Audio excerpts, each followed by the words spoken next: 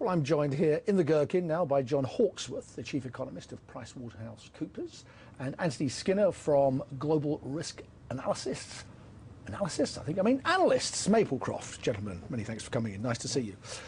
John, stripping out the human side of this story, is the assassination of bin Laden good for the global economy, good for global markets? Well, to be honest, I think it's difficult at this stage to say that it should have a huge impact on the macroeconomy. I mean, clearly it's a fascinating story and everyone's interested in the details, but it doesn't really change the fundamentals of the underlying causes for this kind of terrorism, of which bin Laden was in the past a leader. He seems himself to have become a somewhat more marginal figure within this terrorist movement anyway, certainly compared to things like the Arab Spring, all of the uprisings we've seen in the Middle East and North Africa, or other big macro issues like the rise of China and India, rising global commodity prices, the US budget deficit. It doesn't seem like a big macroeconomic event in the same way that something like 9/11 was. So it seems unlikely at this stage that it will have huge implications, but obviously it's early days and we don't know quite how the story will unfold. What do you think, Anthony? Should we expect a backlash here from Al-Qaeda or what's left of it, or will this dispirit bin Laden supporters? I think we can expect a backlash. I think we can expect revenge attacks, and whether those are committed by individuals closely associated with core Al-Qaeda consisting of roughly 200 members in Afghanistan and Pakistan, or associates or individuals who have basically taken on the Al-Qaeda brand and who are basically have been motivated by Al-Qaeda. So I think this can be expected. I think Al-Qaeda wants to show that it's lost its leader and that at the same time it's able to operate and continue to launch attacks. Having said that, core Al-Qaeda has been significantly weakened over the years due to NATO operations, obviously in Afghanistan, and due to drone strikes in Pakistan and the security operations that have taken place there as a result of the operations of the security forces. So I think we need to keep this in perspective. Al-Qaeda is not an organization that has engaged in ceasefires. It's been in a continuous struggle with what it considers to be corrupt Middle Eastern, North African regimes, and also against the West at large, which it considers to be basically acting against the interests of its own ideology, of its own agenda. So I think that needs to be taken into consideration. I think it's easy to overstate the importance of this assassination, but at the same time, Al-Qaeda is not a monolithic, highly centralized organization.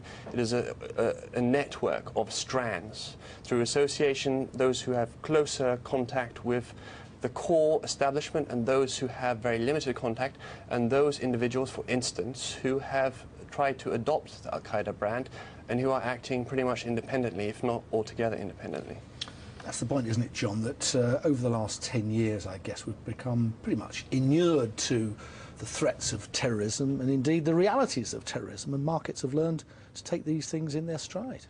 Yes, to some extent, although I do think that 9/11 led to a kind of increase in the global risk premium. I mean, I think we'd had 10 years after the fall of the Soviet Union where there seemed to be a peace dividend and where there was a sense that the sort of global risk premium on things like equities was lower. And I think 9/11 was one of the factors that kind of pushed that back up, the global risk premium, and diverted a lot of resources into defence and security measures, which weren't really adding a lot to social welfare, but were just the kind of insurance policy against terrorism.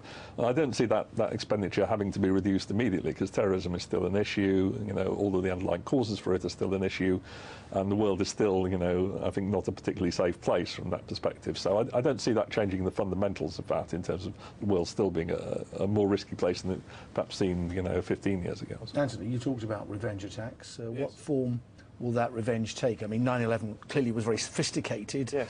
In effect, these kind of attacks don't have to be sophisticated, do they? You need one person with a hand grenade. It can be very low cost. It can be using very low technology, but quite effective. Of course, there's a PR dimension as well.